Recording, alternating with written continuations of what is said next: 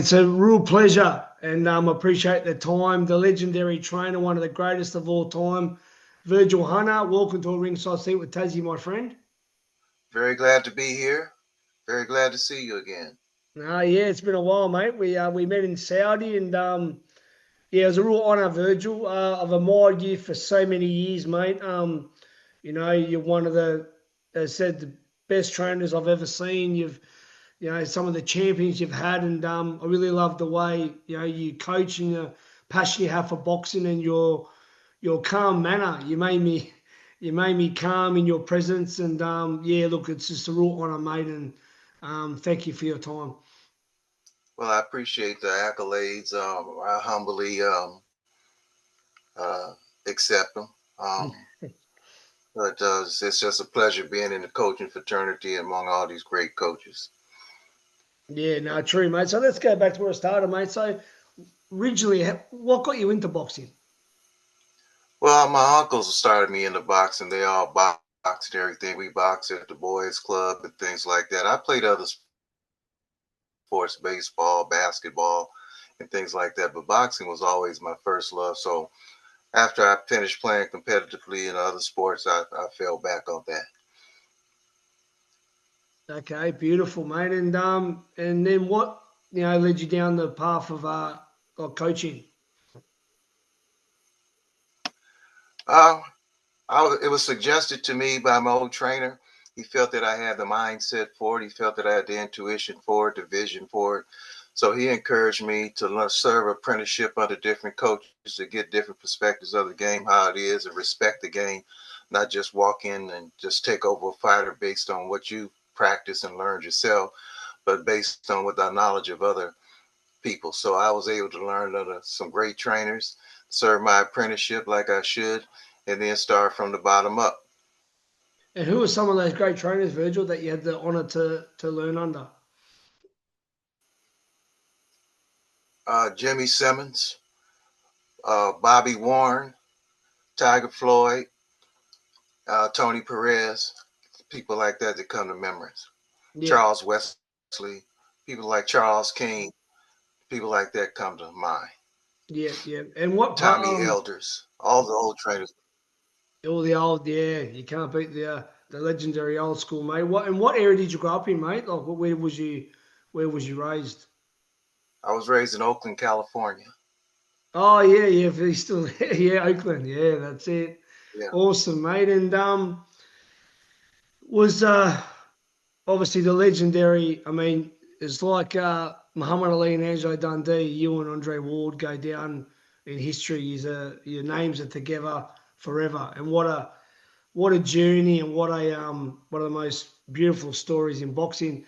Tell me about Andre. I know you was with him from a young age. What age was Andre when he first came into your life? He was 9 years old when I first met him. That's when we started the boxing training, and we've been together ever since. He's my godson. He's like a son to me. He's family. His kids are my nephews and nieces and things like that. His wife is my daughter-in-law. So it just started from the root to the fruit.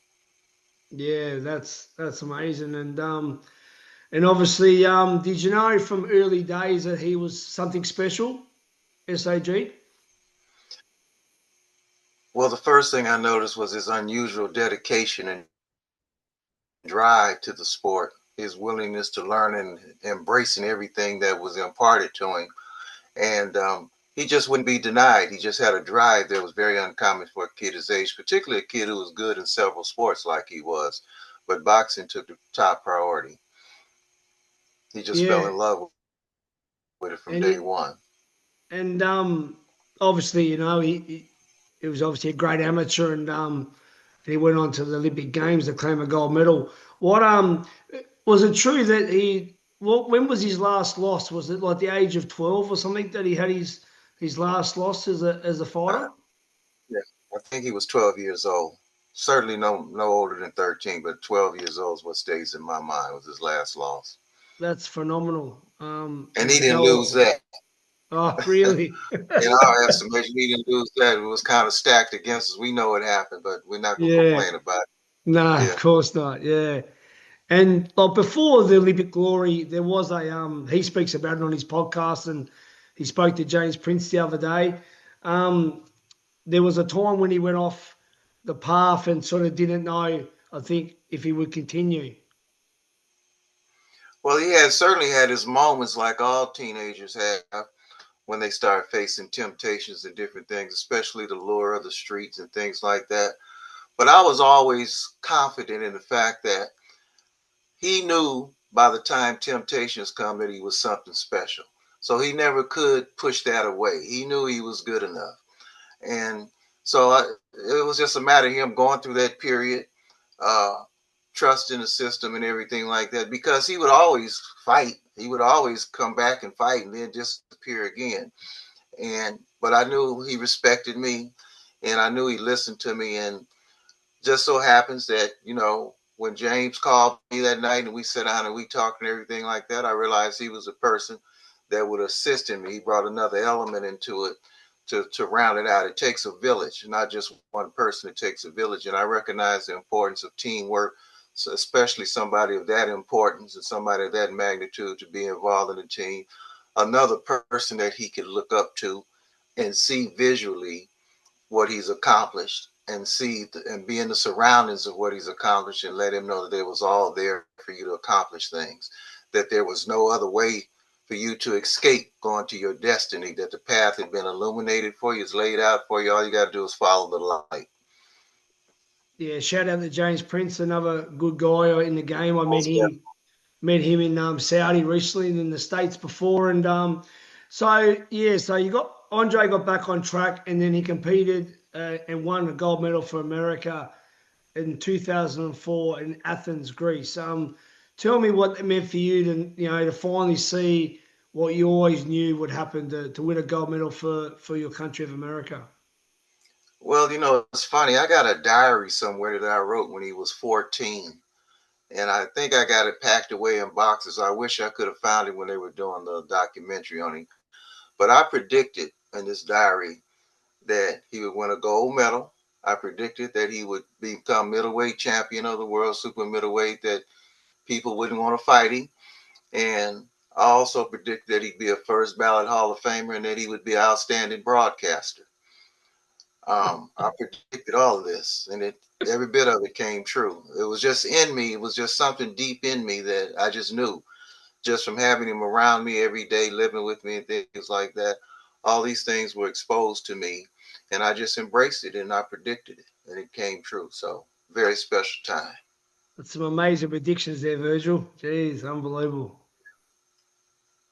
Yeah. So obviously he turns professional. Obviously, what was the plan early on? Just obviously just to build up build up the record, get the experience, see some different styles, know his way around the professional game before you sort of always was looking at a world title. Well, to start in professional, I knew that there was only one style that could beat his style at the time, and that was a buzzsaw that was in tip-top shape, always on top of you, smothering your work and everything. So the early formative years was teaching him infighting, how to fight on the inside, how to survive on the inside, how to dominate on the inside. And later on, of course, that paid a lot of dividends. Um, but we wanted to take it slow with him. He was a middleweight. A kid can win a middleweight title if you maneuvering right, but it takes a man to keep it. So I wanted to make sure that by the time he fought for a title, he was at least 24, 25, which he was, where he was a man enough, got that second level of man strength, got the pro experience, and got the confidence to do what he did. Yeah, and then what was when you first heard about the Super Six tournament, which was one of the most amazing, all the things put together. What was your opinion on that? And did you sort of was confident that Andre would be a major player in that tournament? Well, I was very confident that we were going to win it because number one, we were being underestimated. I knew he was ready for a title shot after the Miranda fight, Yeah. that he was ready for the right situation, a title shot. And I had surveyed all the champions out there and things like that, and dissected them down to their style, and I knew that his style would present a problem for everybody in that tournament. Well, Edis Miranda, he was no joke too. He was a very good fighter and a big, heavy-handed fighter.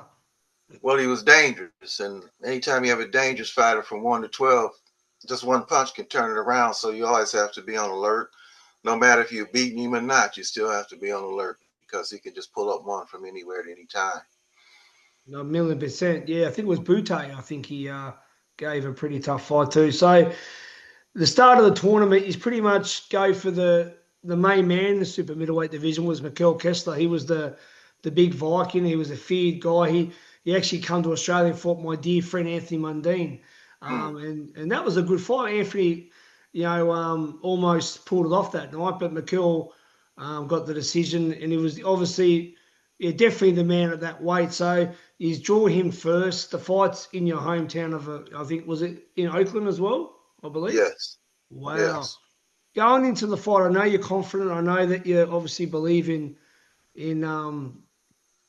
Andre's, skills and ability, but did you really honestly believe that in your heart that he was going to really do what he done to a great fighter like McKill, who was undefeated and feared, and a big super middleweight as well? The game plan, run me through it, leading up to the fight for his first title, and keeping Andre at a level where you knew that he would take his time and wouldn't get to him like the big stage. Well, Kessler was a rhythm fighter. And every fight that I saw him look good in or that he's very competitive in, he was in a rhythm. But it was just a one-way rhythm. Everything was off the jab, but the combinations were repetitive and things like that. So I knew we had enough in the arsenal to disrupt his rhythm. Whenever he tried to get in rhythm, we would disrupt the rhythm and make him fight at our rhythm, which we were successful in doing. He had never been exposed to a fighter who was so versatile that he could do so many different things that he just only had one answer for it, and that answer wasn't enough at the time. But he was a great fighter. I was a Mikkel Kessler fan when Andre turned pro, watching him fight against Andrade and some other people. I was very impressed with him. But as I began to study him, when we were going to fight him, I just saw that he was a rhythm fighter, a great rhythm fighter. And but I felt if we disrupted his rhythm that we could throw him off center. And how did it feel to finally do it together? Your Olympic gold, and then to steer Andre for a world title and beat the top guy. Tell me for yourself personally as a coach and like a father figure and family friend of Andre. How did it feel for you? Well, I expected it, so it really didn't affect me emotionally because it was more work to be done. Andre and I had a quiet understanding without me conveying it to him or him conveying it to me that once you won, it's behind us. We got to look forward. We can't revel in triumph for a day, enjoy it for a day, enjoy it for the moment we got the belt. But it's now you're the hunted instead of the hunter. So you have to take a different mindset, always preparing for the future and never looking back because that's what was ahead of us. What's behind us is over with, is done with, and we just have to look ahead to what's going on. So it never really emotionally affected me. I was happy, but I expected him to win. And I would have been disappointed if he didn't win. Yeah. But since I expected it, it was just on to the next fight. Yeah. And obviously, next was Alan Green by the Yamas decision. Then he fought one of my teammates, Sakio Bika, after the Olympic Games. He stayed after he represented Cameroon at the Olympics in 2000. He joined my coach, Jeff Fennick, and was in Team Fennick. And he's a dear friend of mine, Sakio. We've been friends since 2001. Really, we keep in touch. And that was a tough night at the office against Sakio. Yes, it was. And we realized it was going to be tough because of his style. And we just made up our mind we was going to beat him at his own game. We felt that he was underestimating Andre's drive, his toughness, his physical strength, his stamina. So Sakio has a style that won't allow you to box because he's so wild and he's coming from a street perspective, when you really think about it, he was a controlled street fighter. So those are the hardest styles to deal with in boxing. So you have to confront that style head on, and you have to meet it head on, and that's what we did to defeat him. And obviously, he went on to become world champion too, Sucker, Yes, he WBC, and did. a really good human. So obviously, you obviously have high regards for Sakio and what a great fighter he is. No doubt. He was a great fighter. He proved it. And he had a lot of success afterwards. Yeah. So kudos to Sakio. God bless. You'll be watching Yeah, this later.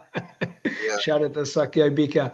After that, you fought obviously, a very good fighter. Arthur Abraham, a very good German fighter. I think two-time world champion.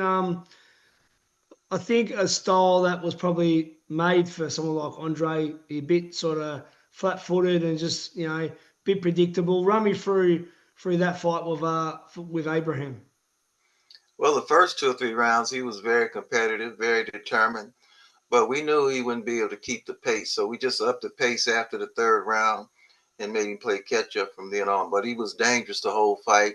Dre told me that he could punch. He definitely could punch. He could feel his punches, and that he was dangerous the whole fight. So we were able to put together a unanimous decision and was pleased with the outcome.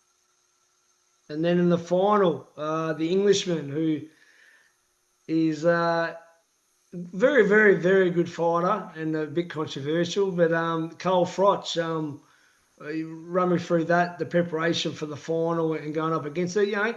He's fought some good fighters and had some good wins in the tournament. Did you sort of always know that it'd be a solid victory for Andre?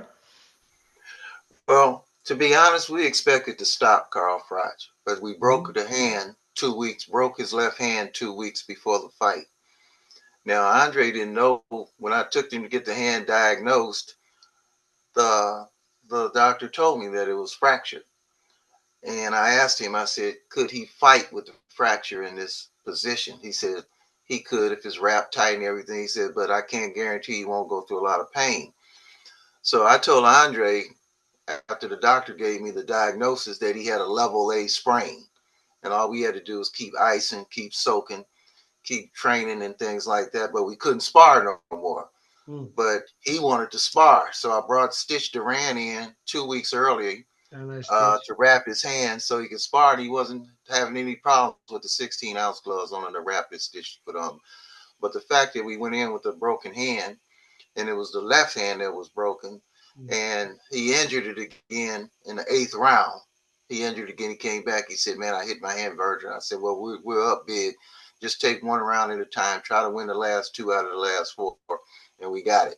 So, but I was a little disappointed that they never fought again. I wanted to fight him with 2 healthy hands and things like that to kind of let him know that we could put you out.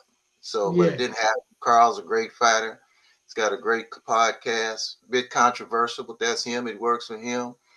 And I wish him and his family and all his brothers and his mother and his kids well. Yeah, for sure. Yeah, I got to meet him in Saudi. He's a nice fella. But yeah, look, it was a great win and obviously solidified Andre as the champion of the tournament and showed that he was the number one guy in the world at super middleweight. Yes, it did. It gave us a very lofty position, and we were pleased with it at the time. It was a great win for us. It was. And moving on to Southern Barrera, yeah, no joke. Very, very good fighter. That was a great victory. Then obviously up at light heavyweight, the world champion, he was probably the most feared guy at the time. He beat guys like Bernard Hopkins, the crusher Sergey Kovalev. 2 fights. Run me through the first one. Well, the first one, we went in with a lot of problems. His knee was flaring up. We couldn't run for the fight, so we had to get our cardio in a lot of different ways. So his legs weren't like they should have been. But we went through with the fight. We had 2 game plans. One was that we knew he was a good boxer, that he was uncanny boxer, he had a good lead hand, and that if he had early success, we would take him where we never saw him before in a dog fight. We never saw him in a dog fight at all. He was always the front runner, always coming out on top, always intimidating his opponents. So after the first knockdown, and I knew the knockdown, I knew he was okay when he got up and smiling. And if you look at it, Kovalev had 26 seconds to finish him and never landed another punch. So when he came back, I said, now we got to go to what we know we haven't seen him do before. We haven't seen him fight in the trenches, a dog, tough, rough, tough fight. We haven't seen him fight that fight. So that's the fight we subjected him to. It was a close fight, but I still challenge anybody to this day to sit down with me and show me where he won. But nobody's taking me up on it. But you know, when you have a fan that has a favorite and he gets a knockdown, and you used to seeing him finish somebody's knocking down, that's all that stays in their mind. They never even thought about the next round that we won. So they didn't look at the rounds as they accumulated. They look at the rounds. They went back to the beginning instead of coming to the end. It's the horse that crosses the finish line that wins the race, not the one that started out last.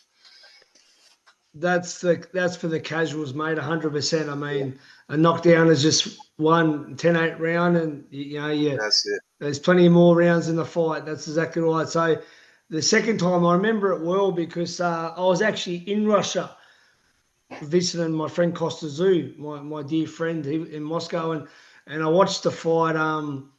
Live on TV. The rematch. I remember it. I think it was in the morning time, and Andre really got the job done and stopped Kovalev, hurt him to the body many times, and he pretty much made him quit. Was that the game plan in the second one to really make a statement on the series?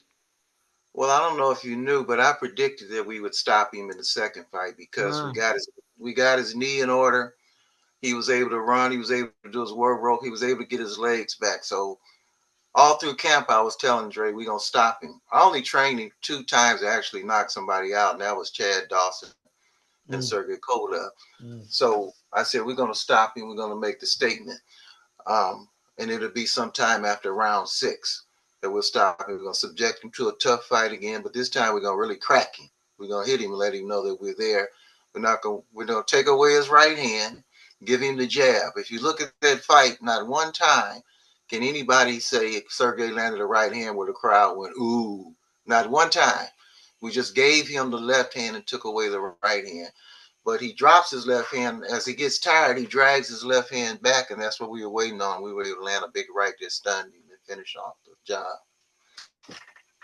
Yeah, well, with that fight, he become obviously, with the 2 fights, light heavyweight champion, 2 division champion, and beat the top guy at the time. And sorry, thank you so much for reminding me. That was a great victory over Chad Dawson, who was a killer as well at light heavyweight. I know he came down, but yeah, he stopped Chad Dawson. He was a very great fighter and was never the same after the loss to Andre. No, Chad was 10 pounds heavier that night, so he can't use the weight as an excuse. That's right. He was 10 pounds heavier. Sergey was heavier. Sergey never was the same fighter after that fight because when you take a bully's heart, he has to go find himself again. Then the other people are saying, well, you're not the boogeyman I thought you were, so they're going to fight him much harder. So, but he was a great fighter, man. I was a Sergey Kovalev fan. I just liked the way he went about his business, and I was a fan up until the time we fought him. Yeah, and obviously, was you happy that, when Andre decided to call it a day? Probably shocked a lot of people because when you're on top, obviously, and there's some big fights out there, and there probably wasn't at the time for him, but obviously a lot of people stay around, obviously for money reasons, but he had nothing else to prove. Was you sort of happy that was, he could walk away on top? We discussed that from the time he was a young man, 12 and 13 years old, that if you get on top, you want to leave on top because there's always going to be somebody else there for you to fight. So there's going to come a time that this grind is going to get to you. When you look at your finances, when you look at the investments you made, when you look up and realize, hey, I don't have to work another day in my life if I do everything right. And that day came. So why not go out beating? You hear a lot of people say, well, he dug Beater Bev, he dug Bivol. Wait a minute. We went out beating the boogeyman of the division. So you can't bring that up. We beat the boogeyman of the division. Bivol or Beta Bev was not the boogeyman of the division at the time. Nah. So for those who just want to see you get beat, sorry, it didn't happen that way. He went out on his own terms. I was happy for him. He went out healthy. He went out with his brains intact. He went out not needing to beg for another fight. All his fighting, everything was in order. Everything was paid for, and he had another promising career, something to fall back on after boxing, which I encourage him to do at a young age. Have something to fall back on, so you don't have to go back in there and take the peanuts they offer you because they know you need money. Andre Ward has been one of my favourite fighters for many years. I'm a throwback to the old school Virgil. My father and grandfather were fighters, and I had a 23-year career. I'm a Pernell Whitaker sort of fan, a Willie Pep fan, Yeah, Floyd Mayweather. I'm a yeah, boxing person, and yeah, Andre had that great IQ. yeah, Yeah, I loved his style. He's a throwback to the old school, and yeah, I mean he goes down in history, and what a great. He's made for being an analyst. He's made for being a commentator. His podcast is amazing. Like I love his boxing brain, and it was an honor for me to meet him. I think it was Devin Haney versus Lomachenko in okay. Vegas, and finally got the meeting, got a photo, said how much I respected him, and yeah, Nate, mate, I got so much time for SAG. Yeah, he I'm really proud of Andre. He brings tears to my eyes sometimes because I can just go all the way back when he was just a little fella, Mm, just a little mm, 80 mm, pound fella. mm. And just to see how he grew, how he matured, and the man that he's become is just amazing. And I wouldn't exchange this ride in this union for anything. And not just Andre, you've had many other great fighters, obviously, and but at one stage, I mean, you had a really big camp. You had Andre Berto, who's another guy that I've always liked, and Amir Khan, and run me through the time training them guys. I think it might have been around the same time as well. Well, I had a good relationship and a good career with all of them. They were successful in a lot of ways and made a lot of money.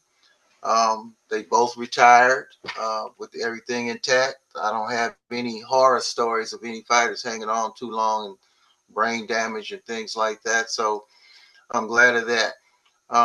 And glad to be able to put them in positions where they can get the big money fights and get the recognition and things like that. So it was an honor working with them and all the other guys that I worked with. Yeah, yeah. I've met Amir a few times, and he's a very nice guy. I mean, he's a pure gentleman. Yeah, Amir is a very unique young man. Actually, though, if I have to be honest, he's my biggest disappointment because he could have been great. Yeah. But he had so many things tugging at him, so many people pulling on him in so many different directions that he could go, and he never could focus on his craft like he should have. And he should have never took the Canelo fight. So, Mm. but other than that, he's just one of the best young men that you can meet. I know I can reach out to him now if I needed something; he'd be there for me. So he was very special. Andre, I just saw Andre in Africa. He was there as a guest of the president of the country in Wow. Ecuador and New Guinea. So he was there. I met him, met Alicia Baumgarten, a few other people there. So uh, it was good to see Bert. No, that's awesome. And speaking of Canelo, so you're not going to believe it, Virgil. In 2 days, I've got Terence Bud Crawford coming to Australia. Can you believe Mm. that? Oh man. Yeah, yeah. I've become pretty close to Bud. We met at the WC convention in December in Hamburg, and um, yeah, like we talk regularly. And he's coming down for 6 days only before he really gets into training camp for Canelo. So I'm looking forward to showing him around Melbourne, Sydney, and the Gold Coast. Tell me first your opinion of Bud as a fighter, and I know you know him well, and your opinion on the Canelo fight. Well, I mean, there's no doubt that Terence Crawford is the first ballot Hall of Famer. You can't take away his credentials and his accomplishments and his ability to perform at the right time in crucial moments. Uh, I really don't have a pick for this fight. It's kind of up in the air. You can make a case for both men. Of course, Canelo with the power, and he does have a boxing IQ. He does have good defense and things like that. And he's got a lot of experience. Over to Terrence, I know Terrence is very strong for his size, which could account for something down the road. But if I had to see Canelo winning, I could see him kind of cowering Terrence, which I find very hard for Terrence to do. If I see Terrence winning, I can see him getting inside of Canelo's punches and hitting him with mid-range shots and things like that, shots that he'll have a hard time countering. So I think in this fight, strategy is going to be of utmost importance, and it'll be probably a very cautious fight for the first 4 or 5 rounds until somebody establishes their foothold. Yeah, no, definitely. And I mean, I know how competitive Bud is, and you know, and what a what a great fighter he is. Canelo, obviously, you know, yeah, like not just the last fight, but for a while now, his punch output isn't as much. Obviously, a bit slower, and he doesn't like boxers. I mean, going back to the Edison Lara fight, Mayweather, Bivol. I think it's definitely, if anyone can do it, I think it's definitely Bud's the man for the job. Yeah. Definitely. Well, you can't knock his punch count when you got people moving away from him like you do. And then he has a great sense of the rounds, of how to manage the rounds and how to manage his pace and things like that. But he does have a problem when you pick up the pace and you make him fight outside his comfort zone. Whether or not Terrence can do that remains to be seen, and vice versa. Can Canelo close the distance quick enough? If he creeps on Terrence, he's giving him time to think and to download. So I think that in order for him to beat Terrence, that he's going to have to crowd that data and confuse that data and hack into his data and cause confusion. And it's going to take a high-end, upgraded, momentous attack to do that. I don't think you could pace yourself and be successful as you want to be unless you're looking for one big punch. Definitely. But time would tell. You're also currently training a friend of mine, Amiri Jones. I got to know him in Australia on 2 occasions when he come down for the Haney undercards versus Gambosis, and really, really, really nice guy. We keep in touch, and I saw him again in Saudi with you. How's that going with Amiri? Everything's going good. He fought in Africa and won. Yep. A unanimous decision. Amari's special. He's got a tremendous upside, and I expect him to be a world champion one day. Yeah, no, look, I've been watching his career since I first met him and got a lot of time for him. And who else are you currently training, Virgil, at the moment? Well, we have Joshua Buatsi. I have Suleiman Sissoko, who won in Africa against the Mean Machine last weekend. And Chev Clark, he just lost a close decision to Vidal Riley. But, you know, we just have to go back to the drawing board and see what we can accomplish and see what we can do to get better and bring him back into the winning ways again. Yeah, Buatsi, was that a bit of a surprise for you, the loss to Smith in Saudi? It was a tough loss. There's a lot of things that I go over in my head and go over what could we have done better and things like that. We kind of came to the conclusion of what it was, and that's what he'll be here next week, and that's what we're going to be working on. And hopefully get a rematch. We know we're going to have to go through somebody tough to put our name back in that situation, so that's what we're preparing for. And right now, he just has to win, and he has to correct some of the things that he let get by in that fight. Are you still as heavily involved in boxing as you've always been at the moment? Like, are you sort of in the game as much still? Well, other than coaching my fighters and going to the fights, I try to stay out of the limelight as much, you know, doing a lot of interviews and things like that. Because, you know, as you know, a lot of interviews is clickbait. They misrepresent you a lot. So I'm not about that. If you're true and everything and you keep it 100, and we can talk. But, you know, it's other coaches trying to build their names and things like that. And it's their time now, and I kind of move out of the way for them and just ride out my career doing the best that I can and sit back and let everybody else have their opportunity. I had enough shine. Yeah, some try and override the fighter. I think that's definitely a wrong thing when they try and sort of, be bigger than the fighter. Before I let you go, Virgil, because I'm loving talking to you so much, I want to talk a bit about the history. I mean, I said I'm a history guy. I'm a Archie Moore, Juicy Joe Walcott. I'm sort of Ezard Charles. I'm a historian. Tell me about some of the great fighters that you looked up to yourself, and some of the rural legends going back, for my viewers. Some of the guys that comes to mind when I talk about some of the greats. Well, naturally, I'm a fan of the old school fighters. Archie Moore was a sensation. I mean, to be able to fight effectively like he did at his age was just astounding. Ray Robinson fan, Yep. Ike Williams fan. Yep. Um, of course, you have to be a Muhammad Ali fan. I mean, he pretty much put boxing on the map for me. You know, it's what got me very interested, from reading to watching to paying attention to reading all his interviews and things like that. He brought the excitement to the game. Joe Louis, Yep. Larry Holmes, Holyfield, a fighter that you admire, Pernell Whitaker, Oh, loved him. Loved him. Salvador Sanchez, Yep. uh, Oscar De La Hoya, Yep. Yep. Big Taylor fan, Oscar. Line, Yeah, things me like too. that. Julio Cesar Chavez, Yeah. uh, Bernard Hopkins, Yeah. Roy Jones. The list goes on and on of the great fighters that I admire. Two of the fighters you just mentioned then, Archie Moore had a bit of a career in Australia. He had about 5 fights here, and he fought in my hometown of Tasmania at the venue that I fought a lot out of my family, the City Hall. Not many people know that he fought in little old Tasmania many years Wow. ago. Yeah, I think he fought the Alabama Kid, but I think, Archie had done a bit of an Australian tour, had about 5 fights back in the day, because it was hard for him to get a title shot, as you know. Right. And another fighter, so Ike Williams fought a great fighter from America, and they reckon he OJ, never really. Freddie Dawson fought him Freddie a few Johnson. times.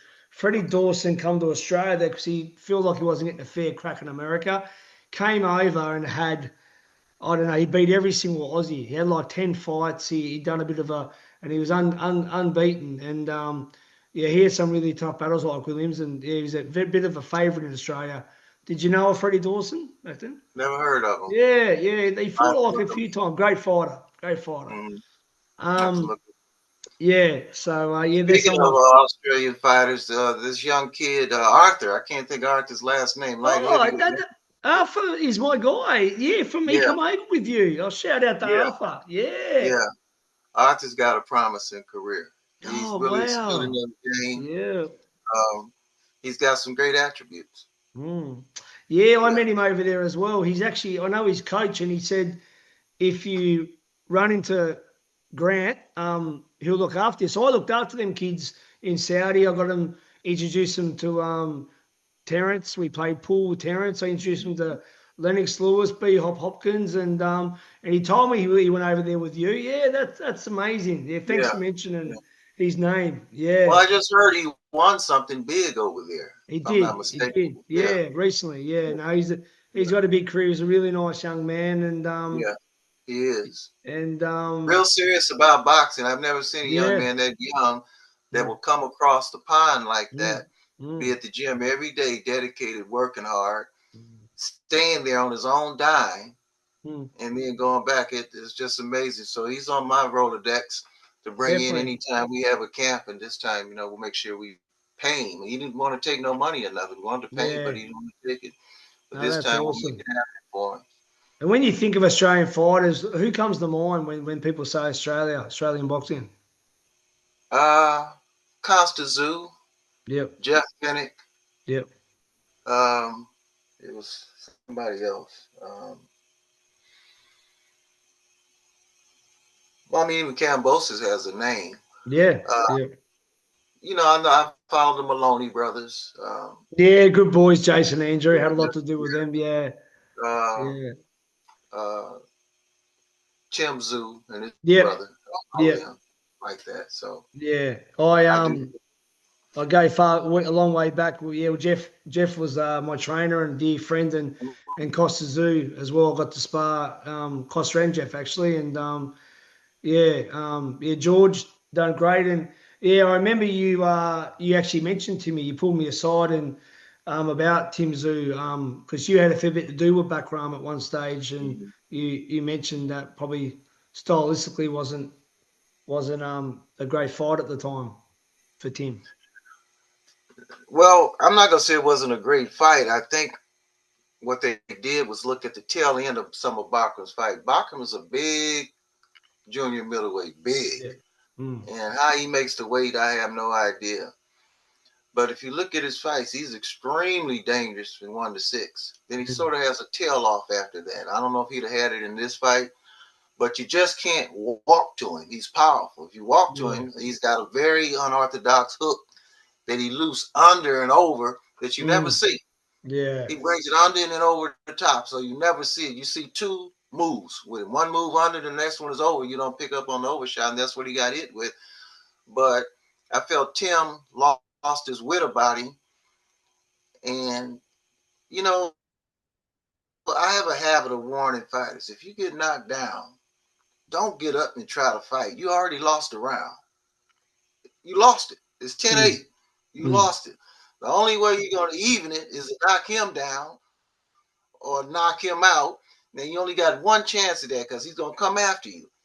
Use your legs, keep your hands up, move around the ring. He only got 15, 20 seconds to give his all out to try to get you out of there. After that, he's going to leave himself open for a punch. If you can get that through, good. But don't go back into the mouth of the cannon. And that's what he did. He went right back. His Mm. pride got in the way of his brain. So Mm. that's what got to me. That's what got him knocked down. Yeah. Yeah. He No, wanted to manage what he could have. that was a hard night for Australia. I'm very close to Tim. I'm 19 since Yeah, he's 3 years old, and I'm very happy. I spoke to him yesterday. I'm very happy he's got the Fundora rematch, yeah, and I'm really happy that, and it won't be easy, but I'm very confident that Tim will get back on top and yeah. hopefully gets a win against Fundora, and he's still one of the big names at 154. Before we Right. go, also too. You obviously seen Devin Haney since he was a young boy. Obviously, you would have known Devin pretty well in Oakland. What's your opinion of Devin as a fighter, and where do you see him at the moment? In his career. Well, it's hard for me to really say. It's obvious that there's some mental things going on. I really believe. Not to Yeah, say that it's consuming him and consuming his confidence, but I think just trying to maneuver through the waters and get the right current to latch on to, so he could dock his vessel at the right port. Um, I can't judge him on his last fight. He's been off a whole year. Quite naturally, uncertainty is going to come in. It's just like even with Zoo. When you see the sawdust, the mill is not far away.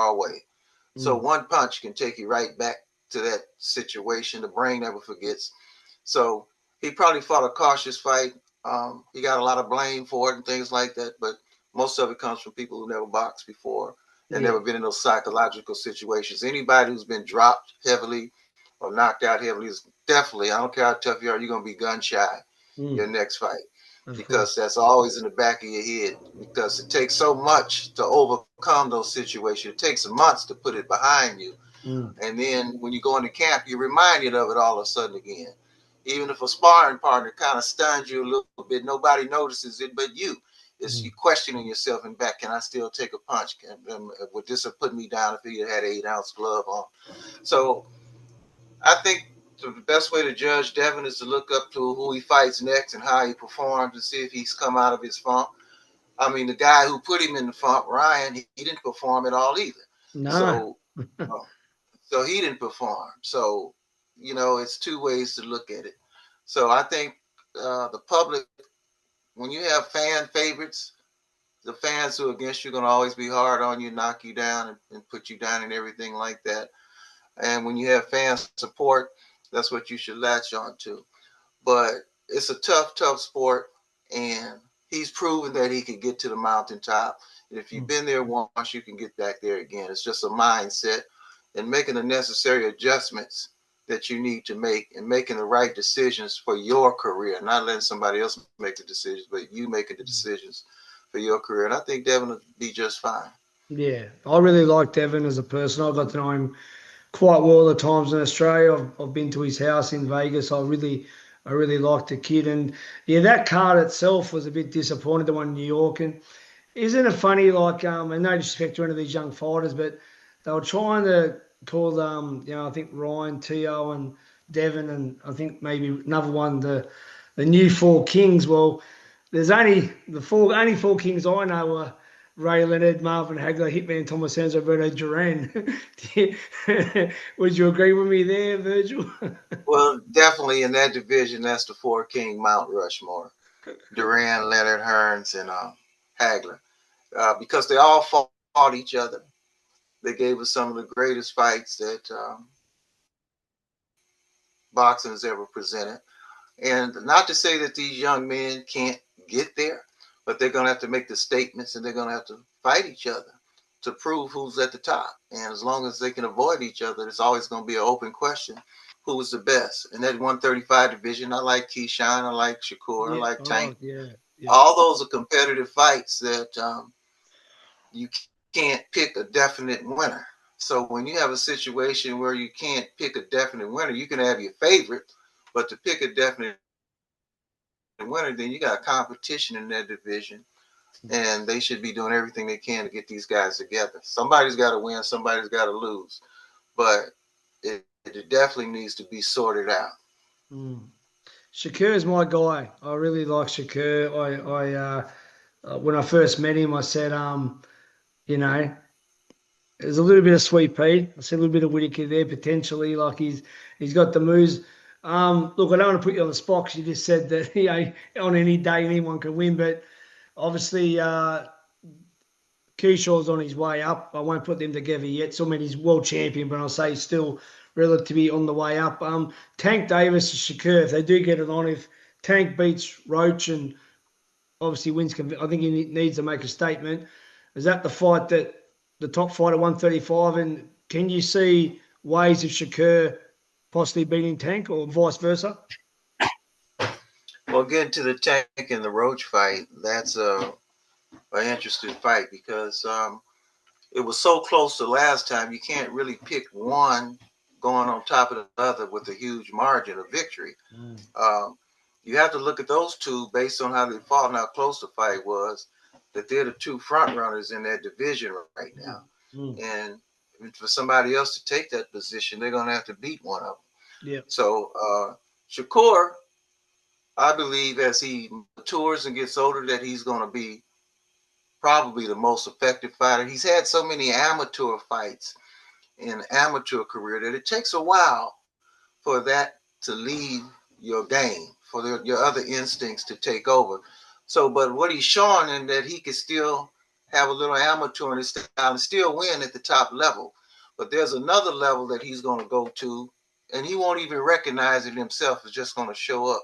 The more he trains like a pro, the more he'll incorporate it into his style. So I look for him to be successful in his late 20s and early 30s. That's when he's going to really come out and understand the game, understand what he has to do, because he certainly has the tools and attributes to do it.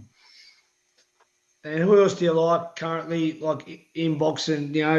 Boots Ennis. Who's some of the name? Just probably two or three fighters that you currently admire in any division that's active at the moment. David Benavidez. Yep, I like David. Alexander Usyk. Yep. And my guys. Yeah. Suleiman Sissoko, Omari Jones, and Shelby Clark. My guys. I got to throw them in there. Yeah, of course. And just quickly, like Oakland, like growing up, I mean, it's no joke. Yeah, I mean, like for young guys, there is a lot of like gangs, etc. A lot of violence. Explain to me for people that don't know in Australia, the importance of boxing, importance of something to keep these young men off the street. Like, explain a bit about Oakland and that sort of part of it. How important it is to keep these guys in boxing. Well, boxing is very important, particularly for kids who grow up impoverished, kids who don't have the same opportunity that a lot of other kids have. One thing that I've been disappointed in the city of Oakland is that they haven't sponsored any gyms. They haven't got any buildings and turned them into a gym and sponsored the. You have to sponsor kids. When I was coming up, I lived around the corner from one of the most famous recreation centers in Oakland, where a lot of pros came from football, basketball, and baseball. And we had counselors there. The city paid them. So after school, my mother couldn't afford a babysitter or anything for us, so we had to go to the park. And there you stay to the park until your dad gets home. And you had counselors, you had activities every day, you had different sports, you had arts and crafts, you had teen night, you had that. The community was together. But soon when the money left and they couldn't pay people, all these areas disintegrated. So the boxing gym, it takes a special kid, as you know, that wants to go in and box. Of course. It's just not for every kid. It takes a different mindset of a kid who wants to go in and box. So right now, we have some good gyms there. I haven't been to all amateur gyms, but there's a lot of amateur fights in Northern California. Look like every weekend, so obviously it's thriving. And I am aware of some of the amateurs in Central Valley and Northern California who are doing very well at the time, as well as some of the pros. Yeah. And correct me if I'm wrong, Andre is still the last American to win a gold medal at the Olympics. Is that correct? That's correct. That's bad. I mean, that's really America's such a proud, great boxing country. That's just, I can't believe that's 04. That's a long time, isn't it? Well, when you look at the American teams, they're all teenagers, 18, 19 years old. When you look at the Soviet teams, they're in their mid-20s. Yeah, even Great Britain, you got guys in Great Britain turning pro at 26 and 27 years old, been on the GB team forever. In Ukraine, the same thing. Cuba, the same thing. So basically what you have is grown men going up against young teenagers. So it's going to be hard for them to get a medal unless they able to have the incentive to keep the guys in there till they're 22, 23 years old. The financial incentives, state money as Russia gets, state money as Ukraine fighters get, state money as Great Britain fighters get, to give them the incentive to stay there to get a gold medal. You have to make it. You have to pay for that medal. You just can't hope they go get it. You have to pay their way to get it and make sure that they have everything they need to get it. And money is one of the incentives. So if you're gonna pay a guy turns pro at 18 and he doesn't have a medal in just an 8-round fight, what he's gonna make $5,000-$10,000, something like that. Well, you need to pay these top amateurs $5,000 to $10,000 a month and make sure the needs are met. If you want to win a gold medal, other than that, it's gonna be tough. You're gonna have to get a phenom like an 18-year-old Andre Ward. Yeah, that's right. There's a bit of a friendly argument going around. I know Buddy McGirt likes to stir everyone up. We'll put you under the spot here. Who was the best Olympic team from the US, 76 or 84? I would compare them almost even. Although if you look at the 84 team, I think you brought more world champions out of that team, if I'm not mistaken, and some Hall of Fame fighters. Of 76, you had Leonard, you had Howard Davis, and who else? Leon and Michael I can't think of anybody else. Leon and Michael Spinks. Yeah, Leon and Michael Spinks. Yeah. So there you go, 2 champions there, and then Ray Leonard. Yeah. And then so 84. It's almost comparable. You know, 84, Mark Breland, Pernell Whitaker, Meldrick Taylor. Yeah, Meldrick Taylor. Holyfield. Tyrone. Biggs, Virgil. Biggs. And, Henry Tillman. Yeah, not Henry Tillman. Yeah, was it Henry Tillman? Yeah. Virgil Hill. He didn't win gold, but Virgil Hill. Yeah. And Buddy Leo Randolph. Yeah. Some good teams there. Good teams. Buddy likes 76, I bet. He likes 76. He does. He goes around telling everyone. He goes, "Hey, motherfucker, 76 will beat you. Beat 84 and 96." Well, he might have a point.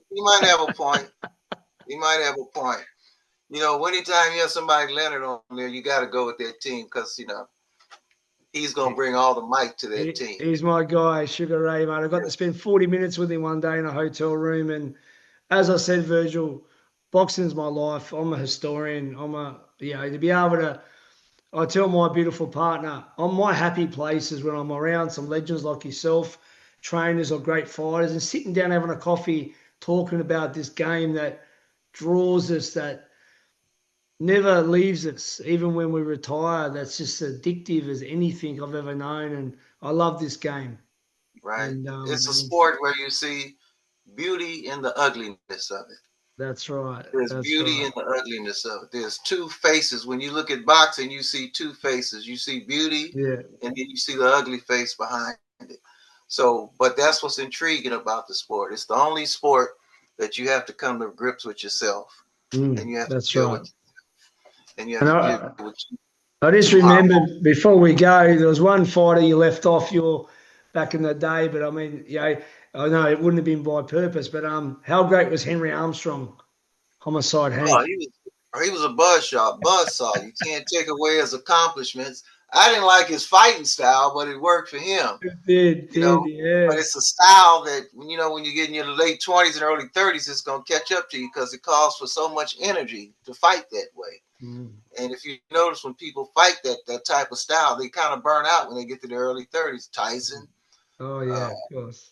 even Floyd Patterson, that type of buzzsaw Yeah, style. Floyd. You got Yeah. to overtrain. Joe Frazier, it Oh, kind of catches up smoking. to you.